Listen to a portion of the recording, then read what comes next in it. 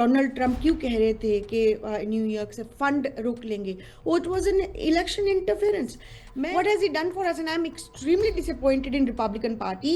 I'm extremely disappointed in Donald Trump. He lost my respect also. अभी आज जो ममदानी ने विक्ट्री स्पीच दिया है, उसने कहा है कि he defeated the dynasty in New York. Crushing defeat for my party. It was a crushing defeat for Donald Trump. और ऊपर से जेडी वैंस जैसे लोग जो थैंकफुल अनग्रेटफुल पर्सन, जिसको एक हिंदू फैमिली ने सहारा दिया, जिसका कोई नहीं था उसका. नमस्कार, मैं हूं आपके साथ विशाल कालरा. आज बात करेंगे अमेरिका से आई दो बड़ी खबरों की. पहली बड़ी खबर है, भारतीय मूल के डेमोक्रेट पार्टी के उम्मीदवार जोहरान ममदानी ने अमेरिकी शहर न्यूयॉर्क के मेयर का चुनाव जीत लिया है. उन्हें 50.4% वोट मिले हैं. ममदानी फिल्म डायरेक्टर मीरा नायर के बेटे हैं. पिछले 100 सालों में न्यूयॉर्क में सबसे युवा, पहले भारतवंशी और पहले मुस्लिम मेयर वो होने जा रहे हैं. जीत के बाद ममदानी ने न्यूयॉर्क की जनता को संबोधित किया और इसमें उन्होंने ट्रंप को चेतावनी दी है और कहा है कि जिस शहर यानी कि न्यूयॉर्क ने ट्रंप को पैदा किया, वही अब देश को दिखाएगा कि उन्हें कैसे हराया जाता है. डोनाल्ड ट्रंप, मुझे पता है कि आप ये देख रहे हैं. मेरे पास आपके लिए 4 शब्द हैं, वॉल्यूम जरा तेज कर लो. ट्रंप का सामना, अमेरिकी राष्ट्रपति जो ट्रंप है उनका सामना ममदानी से होने वाला है. और क्योंकि वो चेतावनी दे चुके हैं कि अगर ममदानी ने न्यूयॉर्क में चुनाव जीता मेयर का, तो फेडरल फंडिंग जो है वो ट्रंप रोक देंगे. यानी न्यूयॉर्क को भेजे जाने वाला पैसा वो रोक सकते हैं. और अगर वो ऐसा कदम उठाते हैं तो ममदानी की परेशानी बढ़ जाएगी. अपने भाषण में ममदानी ने कहा है कि अगर कोई एक शहर उस देश को दिखा सकता है कि डोनाल्ड ट्रंप को कैसे हराया जाना है, तो वो न्यूयॉर्क शहर है. अमेरिका से भारतवंशी पूर्णिमा नाथ हमारे साथ जुड़ रही हैं. रिपब्लिकन पार्टी की नेता हैं, डोनाल्ड ट्रंप की पार्टी से आती हैं और अमेरिका की राजनीति को बेहद करीबी से वो समझती हैं. बहुत बहुत स्वागत है पूर्णिमा जी. थैंक यू, नमस्ते. तो वही हुआ जैसा कि माना जा रहा था. ममदानी साहब न्यूयॉर्क का मेयर पद का चुनाव जीत गए. सबसे पहले तो ये बताइए कि ममदानी का ये चुनाव जीतना कितना इंपॉर्टेंट है, और फिर डोनाल्ड ट्रंप के साथ उन्हें किस तरह की दिक्कतें हैं, ये दोनों एक दूसरे को पसंद क्यों नहीं करते हैं, और न्यूयॉर्क का फंड रोकने की बात डोनाल्ड ट्रंप क्यों कर रहे थे कि अगर ममदानी जीते तो फंड रोक लूंगा. Thank you so much for having me. I appreciate that. First of all, मुझे भारतवंशी कहने के लिए थैंक यू. ये इम्पॉर्टेंट है कि मैं अपने आप को इंडियन अमेरिकन समझती हूँ और मैं हिंदू इंडियन अमेरिकन के हिसाब से यहाँ पे जानी भी जाती हूँ. अपने हिंदुज़म जो है अपने स्लीव्स पे लेके घूमती हूँ कि कई लोगों को ये पसंद नहीं है, स्पेशली हमारे पार्टी, मेरे पार्टी रिपब्लिकन पार्टी.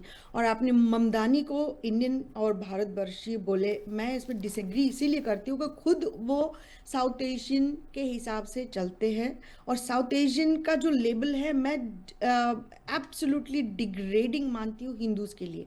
क्योंकि आप साउथ एशियन में कितना कंट्रीज़ है जहाँ पे हिंदूज़ रहते हैं और जहाँ पे हिंदूज़ मेजॉरिटी है.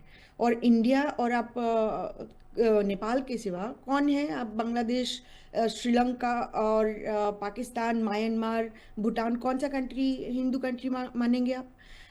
सो ये जो I am glad you said that, but he doesn't himself, doesn't matter कितना हिंदी बोल रहे हैं. और मीरा नायर को हिंदू बोल रहे हैं. मीरा नायर बहुत अच्छा शिक्षा दिए, जो उसका बेटा हिंदू टेम्पल में चले गए जूता पहन के. ये शिक्षा तो मतलब मुझे समझ ही नहीं आई. और यहाँ पे आके खड़े होके पीएम मोदी को गाली देना और कहना कि गुजरात से मुस्लिम को वाइप आउट करा गया है, एंटी मुस्लिम कैंपेन करा जा रहा है इंडिया में, and etcetera etcetera etcetera. This is a fate, this is such a crushing defeat for my party. It was a crushing defeat for Donald Trump. और आपने जो पूछा डोनाल्ड ट्रंप क्यों कह रहे थे कि न्यूयॉर्क से फंड रोक लेंगे, वो it was an election interference.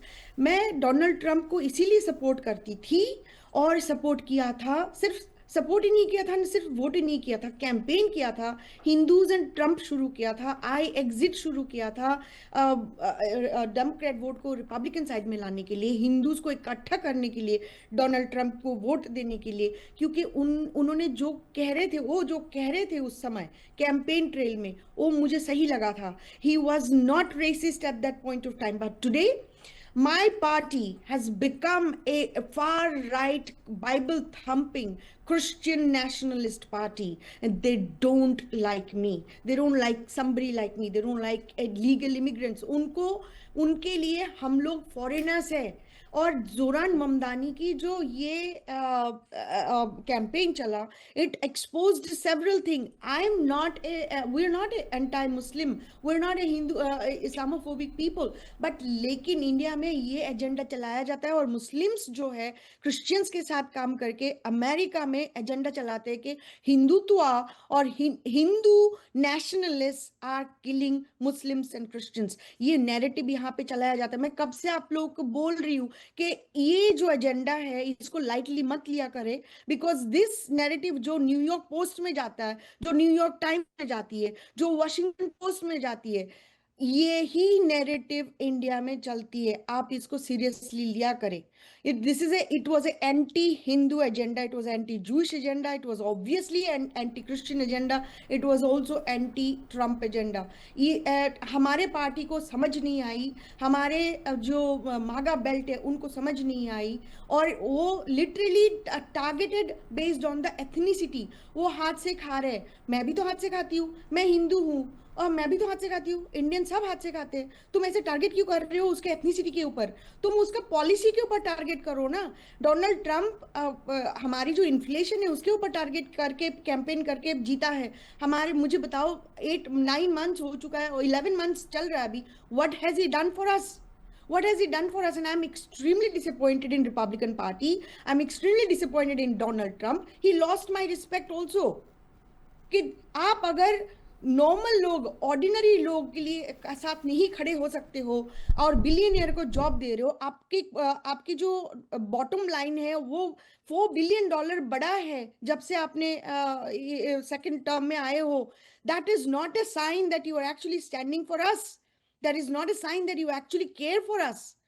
And election से पहले तो बड़े बड़े ट्वीट लगा रहे थे और ट्रूथ लगा रहे थे, हिंदूज को सेव करेंगे. अब जो मागा बेस हमारे हिंदूज के पीछे लग गए हैं और बार बार बोलते गो बैक होम, बोलते कि go back to shithole home where you came from. This is a undignifying agenda of MAGA Bible thumping belt of maga cult. This is a extremely insulting situation, and ye aaj jo hua hai, it is a slap in the face of every single person who supported Trump, every single person who supported Republican Party and conservatives. लेकिन क्या वाकई वो New York के लिए fund रोक देंगे जो वो धमकी दे रहे हैं? क्या वो परेशान करेंगे न्यूयॉर्क के लोगों को क्योंकि उन्होंने ममदानी को चुन लिया है? उनका धमकी तो रोज ही चलता है. आज वेनेजुएला को दे दिया, कल नाइजीरिया को दे दिया, परसों इंडिया को दे दिया. इनकी धमकी कभी खत्म होती है क्या? अब कोई भी बोल दे, उनका यहाँ पे लॉ तो है ना, यहाँ पे लॉ तो है ना कि एक प्रेसिडेंट थोड़ी पार्टी देख के या कैंडिडेट देख के फंड डिस्पोज कर सकता है या बंद कर सकता है. नहीं कर सकता है. दिस इज अ धमकी. It was election interference. वो बेसिकली लोगों को चाह रहे थे कि ममदानी को वोट ना करे. अब सबसे शर्मनाक बात डोनाल्ड ट्रंप ने ये किया है, जो आदमी के ऊपर उन्होंने कैंपेन चलाया था, जो मागा बेस ने कैंपेन चलाया था, एंड्रू कुमो, एक्चुअली डेमोक्रेट पार्टी डायनेस्ट, उसको एंडोर्स किया है डोनाल्ड ट्रंप में, क्योंकि वो एक्चुअली रिपब्लिकन पार्टी, हमें तो पता ही नहीं था कि एक्चुअली पार्टी था या नहीं था. उसको 8% वोट और कुछ गया है. लेकिन एंड्रू कुमो, जिसके पीछे आपने एक आर्मी लगाया था, मागा आर्मी लगाया था, अब उसको आपने एंडोर्स करके बैठे हुए हो. नर्सिंग होम में कोविड के समय जो डेथ हुआ था, वो बड़ा बड़ा न्यूयॉर्क पोस्ट में बड़े बड़े पेपर में छपा हुआ है कि हुआ तो हुआ टाइप, जो सैम पित्रोदा बोला था 1984 के बारे में. It happened, that's it. कोई अपॉलॉजी नहीं है, कुछ नहीं है. अभी आज जो ममदानी ने विक्ट्री स्पीच दिया है, उसने कहा है कि ही defeated the dynasty in New York. he was right, and it was a extremely horrible defeat for Donald Trump. Mamdani साहब के जो वादे हैं वो किस तरह के हैं न्यूयॉर्क के लिए? आपको लगता है कोई बहुत बड़ा परिवर्तन आने वाला है? और अब तक जितनी कंट्रोवर्सीज रही हैं, जितना हाइप रहा है ममदानी साहब को लेकर के, उसके पीछे की वजह क्या है? Because he was a quote unquote South Asian, Ugandan born. उनको ये he was not born in America. And he was young, inexperience था उसके साथ साथ। Obviously he was not American, he was not a white Christian. उसके पीछे मागा army को लगाया गया है। What really happened in this case, unfortunately मागा लोग जो है हमारे पीछे, हिंदूज के पीछे लग गए, because it was labelled as Indians, South Asians. तो हिंदूज जो नॉन वायलेंट है, हिंदूज जो कोई भी कंट्रीज में जाके अपना डेरा नहीं बसाता है, हिंदूज जो कहीं भी कंट्री में जाके बोलता नहीं है कि you have to convert in my religion, otherwise आपको हेवन में जाने का नहीं मिलेगा, आपका वीजा नहीं मिलेगा, all kinds of rubbish thing that Abrahamic say, that didn't happen. And unfortunately हम लोग जाके कोई प्लेन हाईजेक नहीं कर रहे, बॉम्ब नहीं थ्रो कर रहे, सुसाइड बॉम्बर नहीं है हम लोग पढ़े लिखे लोग हैं जो यहाँ पे डिग्रीज और एडुकेशन के लिए आते हैं, या तो जॉब लेके आते हैं, अमेरिकन प्रोडक्ट सर्विसेज डेवलप करते हैं। हमें इसके अंदर लिटरली ट्रैश किया गया है। और ऊपर से जेडी वैंस जैसे लोग जो अनथैंकफुल अनग्रेटफुल पर्सन, जिसको एक हिंदू फैमिली ने सहारा दिया, जिसका कोई नहीं था, उसका चाइल्डहुड मेस्ड अप था, वो खुद एक बार बोला था कि मेरा my wife was the cause, because of her I actually came to the God. उसको अंडर द बस कर दिया, जाके बोल रहे कि I hope she converts. What kind of stupidity is that? और we have a president Donald Trump, जो जाके कहते सबको कोई उनके अगेंस्ट बोल दिया or whatever. Everybody is stupid, everybody is low IQ, everybody doesn't know anything except for himself. This is not presidential. This is a simple bullying and threatening. तो आप जो थ्रेटनिंग की बात कर रहे हो ना, आप जो बोल रहे हो ना, ममदानी की जो एजेंडा है, सोशलिस्ट एजेंडा है, he is out in the open about socialism, which is basically communism. Bernie Sander की कैंडिडेट है, एलेक्स सोरोस की कैंडिडेट है, वो they are going to work on this communism agenda. मैं अगले टॉपिक की तरफ बढ़ रहा हूं और शटडाउन की हम बात करेंगे। अमेरिका में 1 अक्टूबर से शुरू हुए सरकारी शटडाउन का 36वां दिन है। यह अमेरिका के इतिहास का सबसे लंबा शटडाउन है। इससे पहले राष्ट्रपति ट्रंप के पहले कार्यकाल में 2018 में 35 दिनों का सरकारी कामकाज ठप रहा था। ट्रंप हेल्थ केयर प्रोग्राम की सब्सिडी बढ़ाने को तैयार नहीं है और इस वजह से अमेरिकी संसद के ऊपरी सदन यानी कि सेनेट में यह फंडिंग का बिल पास नहीं हो पा रहा है। इस बिल पर अब तक 14 बार वोटिंग हो चुकी है, लेकिन हर बार बहुमत के लिए जरूरी 60 वोट नहीं मिल पाते हैं। शटडाउन से अर्थव्यवस्था को भारी नुकसान हो रहा है। कांग्रेसनल बजट ऑफिस सीबीओ के मुताबिक अब तक 11 अरब डॉलर यानी कि करीब 1 लाख करोड़ रुपए का नुकसान हो चुका है। अगर शटडाउन जल्द खत्म नहीं होता है तो देश की जीडीपी में भारी नुकसान भी हो सकता है। इसी पर बात करते हैं।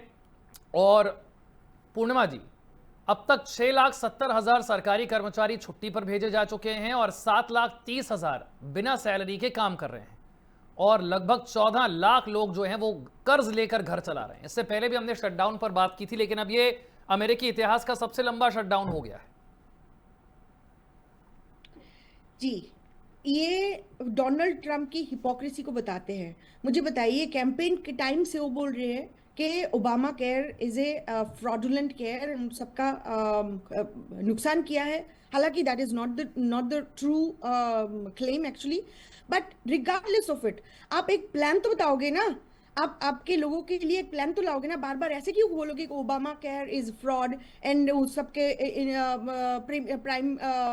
प्रीमियम बढ़ा दिए, कॉस्ट, हेल्थ केयर कॉस्ट बढ़ा दिए, etcetera like that. Republican party has done nothing for the people of working class. आप अगर जो पार्टी एक्चुअली हमारे जैसे खड़े नहीं हो सकते, वो किसी के लिए नहीं हो सकता। This is why Mamdani actually won. अब शटडाउन की बात करें, this is an hypocrisy of GOP.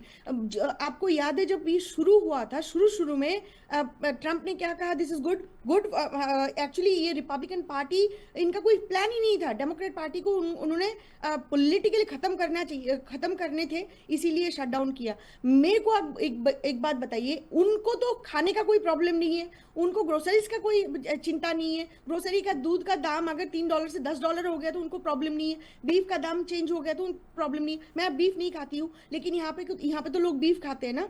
और यहाँ अंडे का दाम, गैस प्राइसेस के दाम, एनर्जी के प्राइसेस के दाम बढ़ गया तो उनको क्या प्रॉब्लम है? तो प्राइवेट जेट में घूम रहे हैं ना। ये लोग ये नहीं समझते कि Democrat party has been working for the working class and Republican party has failed their messages. अब जो लोग कष्ट कर रहे हैं यहाँ पे, उनको कोई फर्क नहीं पड़ता, पॉलिटिक्स खेले जा रहे हैं। और हेल्थ केयर की अगर बात ही करो तो आप मुझे कोई प्लान तो दिखाओ, आपका कोई प्लान है। और उसको जो इश्यूज है ओबामा केयर में या तो अफोर्डेबल एक्ट केयर में, केयर एक्ट में, मुझे कोई प्लान तो दिखाओ। रिपब्लिकन पार्टी का कोई आइडिया है? कुछ नहीं है। अब इसको यूज इसीलिए करा गया था, they thought that Democrat party will be crash, but it didn't, it actually backfired. आपको पता है अभी ट्रम्प के डिफीट के बाद उन्होंने एक ट्रूथ लेके भेजा है कि मैं बैलेट में नहीं थे, और प्लस शटडाउन चल रहा है इसीलिए we lost. What is this? What kind of thought process is that? नहीं, लेकिन डज ये नोबडी शटडाउन अब टेल कहां हिम तक अराउंड जाएगा? हिम? अब सवाल ये कि कितने और दिन तक ये शटडाउन चलेगा? ये ऑलरेडी अमेरिकी इतिहास का सबसे लंबा शटडाउन हो चुका है। देखिए, ये आज अगर रिपब्लिकन पार्टी को ये समझ नहीं आ रहा है कि वो साधारण लोगों की बात उनको समझ नहीं आती, उनको बिलियनर्स की बात समझ में आती है, तब ये रिपब्लिकन पार्टी गई। It's over for Donald Trump. We already lost. I'm saying that Islam and Sharia is the fate of America. अब जीओपी डोनाल्ड ट्रम्प कुछ कर नहीं सकता।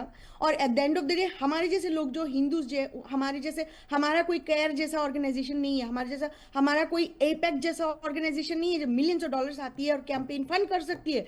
जोरान ममदानी को सपोर्ट किया है एलेक्स सोरोस, लिंडा सोरसूर, और मुस्लिम campaign, entire Muslim belt has voted for him, campaigned for him, raised money for him, even if they can't vote for him. आप मुझे एक बात बताइए, हिंदू कैंडिडेट को सपोर्ट कौन करता है?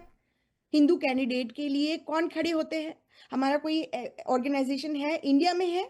हमारा कोई ऑर्गेनाइजेशन नेपाल में है? हमारा कोई ऑर्गेनाइजेशन अमेरिका में है, यूके में है? मुझे बताइए जो सपोर्ट कर सकते हैं हमें, जो हम हमारी जो प्रॉब्लम्स है वो लेके जाके हम अपना दुख बता सकते कि ये हमें प्रॉब्लम हो रहा है। कौन? कोई तो नहीं बोलता है। अब जो हमें बता रहे हो शटडाउन के बारे में, they don't care, Republican party doesn't care.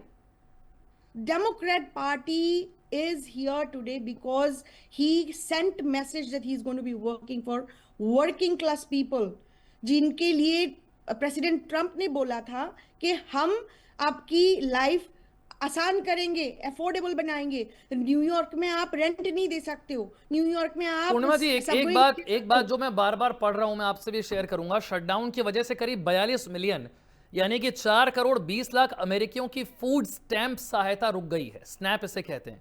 America के एग्रीकल्चर डिपार्टमेंट के पास इस कार्यक्रम के लिए सिर्फ 5 अरब डॉलर का रिजर्व फंड है, जबकि नवंबर में ही फूड स्टैंप को जारी रखने के लिए 9 अरब डॉलर से ज्यादा की जरूरत है। इसे जरा समझाइए। देखिए, ओवरऑल शटडाउन क्या होता है? जब शटडाउन होती है, एसेंशियल वर्कर्स को पे दिया जाता है। आपने देखा होगा कुछ दिन पहले बार बार हेडलाइंस आ रही थी कि Republicans wants to pay the troops, Republicans wants to pay, Democrats don't want to pay the troops. ये जो पॉलिटिक्स उनसे चलाया जा रहा है, दिस इज ऑलमोस्ट, मैंने काफी सारे लोगों से बात की, जैसे USPS is part of government, federal government, उनको पे किया जा रहा है, उनको कोई प्रॉब्लम नहीं हो रहा है। अब सो ये जो एजेंडा चलाया जा रहा है, ये कभी कभी ये basically they want to target the welfare program. ये बोल रहे हैं कि जो डेमोक्रेट्स है, डेमोक्रेट्स आर फॉर इलीगल्स, और इलीगल्स जो यहाँ पे आते हैं उनको पैसे दिया जाता है। और डेमोक्रेट का जो कोई भी वेलफेयर प्रोग्राम हो, whether it's health care, whether it's education, whether it's free meal in public schools, president Trump wants to target all of it. उनके हिसाब से और रिपब्लिकन पार्टी के हिसाब से वेलफेयर दिया जा रहा है। लेकिन मुझे डेटा भी तो दिखाओ, किसके पास जा रहा है, कहाँ जा रहा है। और जो लोग यहाँ पे काम करते फेडरल गवर्नमेंट में, या तो फर्लोड पहले हुआ करता था, अब तो छटाई कर रहे हैं, अब तो ले ऑफ कर रहे हैं। और हमें बोला गया था गवर्नमेंट कम छोटा करेंगे, प्रेसिडेंट ट्रम्प क्या बोले थे, फेडरल गवर्नमेंट को छोटा करेंगे। लेकिन आप मुझे बताइए, जो गवर्नमेंट डिफेंस बजट इंक्रीज किया है टू $1 ट्रिलियन, जो गवर्नमेंट आइस की बजट इंक्रीज कर रहा है नेक्स्ट ईयर 2026 की, अब गवर्नमेंट कहाँ से कम हो रहा है? This is selective political agenda चलाया जा रहा है। हमारे ऊपर मास सर्वेलेंस होने वाला है। और पैलेंटियर, जेडी वैंस और अमेजॉन वेब होस्टिंग की कनेक्शन देख लीजिए, आप इंटेलिजेंस की सीआई की कनेक्शन देख लीजिए। दिस इज एजेंडा चलाया जा रहा है from particularly from the right wing MAGA faction at this point of time. उनको कोई फर्क नहीं पड़ रहा है कि कोई भी सिटीजन को पकड़ लिया जा रहा है और इनह्यूमन तरीका से आईस ये कर रहा है, वो भी मास्ड तरीका से। This is something that I voted for. This is I did not vote for my people to suffer in this country. ये कि I 25 did not राज्यों ने support this. Food supply program रोकने की वजह से 25 राज्यों ने ट्रंप के खिलाफ मुकदमा कर दिया है। जी वो तो चलता रहेगा, देखो क्या बनता है। But I think what ever he is doing, he thinks executive order और थ्रेटनिंग और बुलिंग में काम चला जाएगा। It's all of it including the international policies. आप रोज आप हेडलाइन देखेंगे कि वेनेजुएला का बोट को बॉम्ब कर दिया। I don't understand what is he doing. I don't know where my Congress is. I don't know where my other politicians is, who's not able to say a single thing to Donald Trump that his actions are wrong. आप international water में जाके boat में bomb करके illegally लोग मार रहे हो, आप कोई प्रूफ नहीं दे रहे हो। This is second literally A repeat of WMD। आपने इराक में ऐसा किया था, बोला था कि वेपन ऑफ मास डिस्ट्रक्शन मिला है, लीबिया में भी ऐसा किया था। अब कुछ दिन पहले नाइजीरिया में actually they were trying to nationalize their oil, इसीलिए नाइजीरिया के ऊपर टारगेट करा गया है because of taking this Christian persecution underlying reason. There is nothing else but oil. ये लोग, I don't understand America. Why they don't understand other people? Why everybody else is so inferior to them? Why everybody else supposed to actually bow down to them? हमारे जैसे लोग जो है ना, वो immigrant के हिसाब से बोलते हैं। जैसे डोनाल्ड ट्रम्प के फादर और उनके grandfather was not an immigrant, Donald Trump के mother was not an immigrant, Donald Trump के 3 वाइफ वर नॉट इमिग्रेंट्स। ये जो एजेंडा हमारे ऊपर चलाया जाता है, this is a total political agenda. You want to actually literally convert this country into Christian nationalist country. This is what's happening from the Republican party and the MAGA faction that took over the GOP. This is such a crushing defeat this night tonight for Donald Trump is because they actually want to make this country a Christian nationalist country. वो actual issues में बात करने के बजाय उन्होंने Hindus को target किया है, उन्होंने इंडियन अमेरिकन को टारगेट किया, उन्होंने H1B को टारगेट किया। वो बोलते कि वो H1B स्कैम है, H1B जो अवेल किया वो स्कैमर है। So Melania Trump is also scammer then. कमाल की बात है, आपने बहुत बहुत इंपॉर्टेंट बातें रखी हैं और किस तरीके से अमेरिका इन सब चीज़ों से पार पाएगा ये समय बताएगा, लेकिन फिलहाल बड़ी दिक्कतें सामने हैं। बहुत बहुत शुक्रिया पूर्णिमा जी हमारे साथ जुड़ने के लिए और इस चर्चा के लिए।